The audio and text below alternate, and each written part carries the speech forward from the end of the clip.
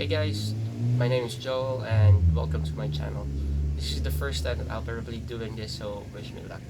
For this video, we are going to talk about my mid-year book freakout tag, which I know is long overdue. It should be filmed last July, which is the mid-year, July. But today is September, I think it's better late than never, so let's start. So in the mid-year book freak tag, there are around 7 questions that I need to answer, all relating to the books that I have read this year.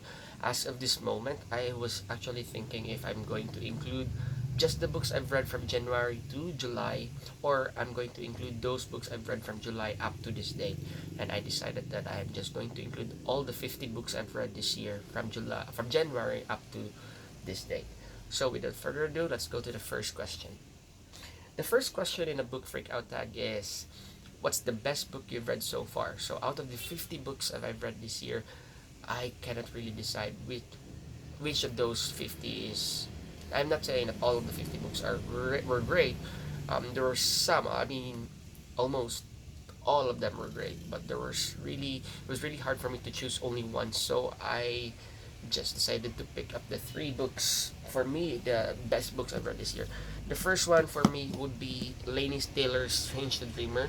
This is a young adult fantasy published last year. This is it's quite hard to explain or to discuss the premise of this book because it's kind of complicated. It's about Laszlo Strange, a librarian who's so obsessed with this lost world named Weep, and then one day some people from the Weep discovered him and asked him to go with them and help the world of Weep. And the story starts from there. But this is a very magical book.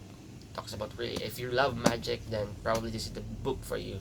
I cannot really think of the possible things that I can say about this. I think I really recommend for you to experience the magic hidden in this book. You need to read this as soon as possible. The second book for this one, Muse of Nightmares, will be coming out next month, October. The next favorite book that I've read this year is Thug or The Hate You Give by Angie Thomas. This is a young adult contemporary. This is a debut novel of Angie Thomas. Um, this talks about racism, police violence, and it's a very powerful book. It's very timely for Filipinos, especially what is happening right now in our country. I think all Filipinos who likes to read should pick this one, and yeah, you'll definitely know what I mean. So, and I'm so excited for the movie who will be coming out probably later this year. So, and the last favorite book that I've read this year is no doubt The Seven Husbands of Evelyn Hugo. This is probably I don't really read adult book. This is an adult contemporary book, and I surprisingly I love this book so much. It talks about this Hollywood actress Evelyn Hugo, and the story actually revolves on how did she end up with 7 husbands. So this is a life-changing read, and I don't want to talk about more of this book because I don't want to spoil you, but you just have to check this one out. The next question for the mid-year book freak out tag is the best book sequel that you've read this year. So as you can see, I've read Sight by Neil Shusterman last January. I love the book, and the sequel Thunderhead for that Sight book, or the second book of the Sight um, series by Neil Shusterman. This is probably, yes, no doubt, the best sequel. This is mind blowing, best science fantasy fiction I've read this year. You need to check this one out. The third question on the mid-year book freakout tag is the most disappointing read, and it's very easy. This is a very easy question, and my answer is One Dark Throne because it's trash. I like the first book, but this one, the second one on the Three Dark Crowns series by Kendara Blake, it's trash. It's a waste of time. Don't read this one. The next question is the most surprising read. That's number 4. The fourth question in the mid-year book freak out tag is the most surprising read this year. So out of the 50 books I've read this year, the most surprising read is probably the adult science fantasy fiction by Emily St. John Mandel, the title Station 11. A lot of people recommended this book to me in the past years, and this is the first I did not grab it because I can't afford, because adult books here in the Philippines are really expensive. But I found this one in the Big Bad Wolf sale back in August, I think.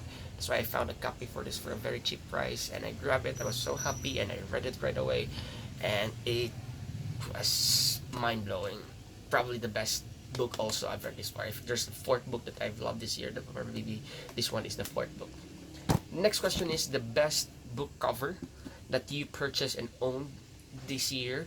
And this is actually a hard question because I have purchased a lot of very books with a very good book covers or beautiful book covers, and I'm more on a reader who really judge the book by its cover. But after some thinking and judging, I think the best or the most beautiful book cover that I purchased or owned this year is the Sky in the Deep by Adrienne Young. This is her debut novel for a young adult fantasy.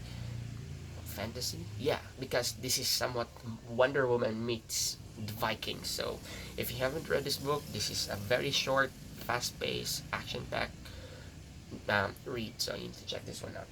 The next question is the best book to movie adaptation that you've read this year. So, I love Everyday by David Levitan.